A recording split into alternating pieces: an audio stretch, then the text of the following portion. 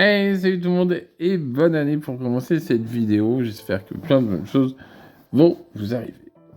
En ce moment, en off, je suis en train de lire un livre qui s'appelle Le Mont Oriol, qui est un livre de Guy de Maupassant.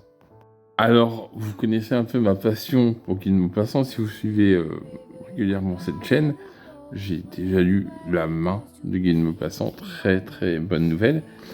Et je me suis mis à lire ce livre, Le Mont Oriol, parce que cet été, enfin l'été dernier, je suis parti 3 semaines dans le Puy-de-Dôme à Châtel-Guyon.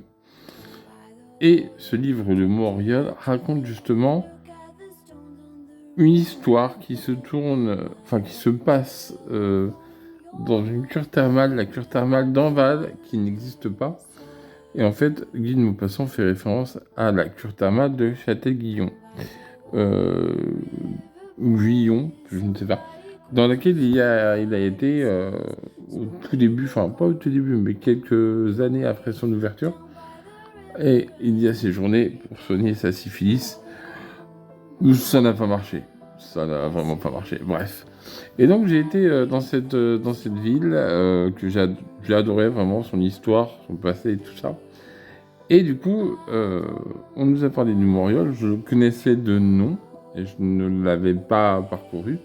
Et donc j'ai commencé à le lire, et c'est vraiment, vraiment bien.